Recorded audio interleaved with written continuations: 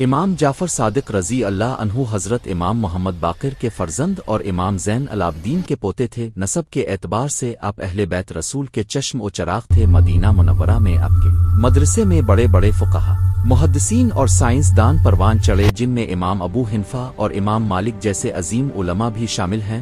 خلیفہ ابو جعفر المنصور، جس نے ظلم کی روش اختیار کی ہوئی تھی، کو خوف تھا کہ لوگ امام جعفر صادق رضی اللہ عنہ کو حقیقی روحانی و دینی پیشوا سمجھتے ہیں۔ امام کی مقبولیت اس کی سیاست کے لیے خطرہ نہ بن جائے، اسی خوف نے اسے دشمنی کی اس راہ پر ڈال دیا جو تاریخ میں ہمیشہ لعنت کے طور پر یاد کی جاتی ہے۔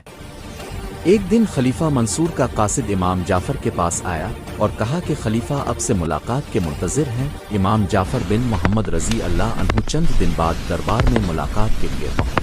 گئے وزراء اور سپاہی قطاروں میں کھڑے ہوئے تھے۔ جب امام جعفر دربار میں داخل ہوئے تو دربار میں خاموشی چھا گئی۔ منصور نے بڑے سیاسی اور خوشامدی انداز میں نرمی سے کہا، اے جعفر بن محمد، آپ اللہ کے برگزیدہ بندائے ہیں، میرے لیے دعا کریں کہ اللہ میری حکومت کو قائم رکھے تاکہ میں عدل کر سکوں۔ امام جعفر صادق نے اطمینان کہا، اے منصور، اگر تم عدل کرتے ہو تو میں دعا کرتا ہوں کہ اللہ تمہیں برقرار رکھے، اور اگر تم ظلم کرتے ہو تو میں دعا کرتا ہوں کہ اللہ تمہیں جلد ہٹا دے۔ خلیفہ کے سینے میں یہ جملے تلوار کی طرح اتر گئے، مگر خاموش رہا اور امام دربار سے باہر نکل گئے۔ وقت گزرتا گیا، امام کی شہرت اور مقبولیت بڑھتی گئی اور اس کے ساتھ ساتھ خلیفہ کے دل میں خوف بھی بڑھتا گیا۔ آخرکار اس نے صفاقانہ فیصلہ کیا۔ سال 148 ہجری میں خلیفہ کے حکم پر خفیہ طور پر زہر آلود کھانا امام جعفر کے گھر بھیجا گیا، جسے کھا کر چند ہی گھنٹوں میں امام جعفر صادق رضی اللہ عنہ کی حالت بگڑ گئی۔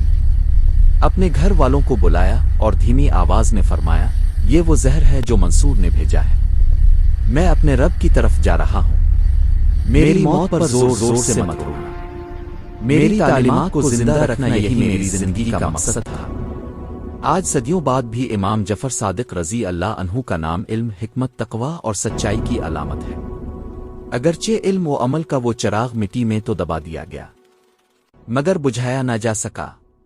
بادشاہ کا حکم ہے، چینل کو سبسکرائب کریں، لائک کریں اور شیئر کریں۔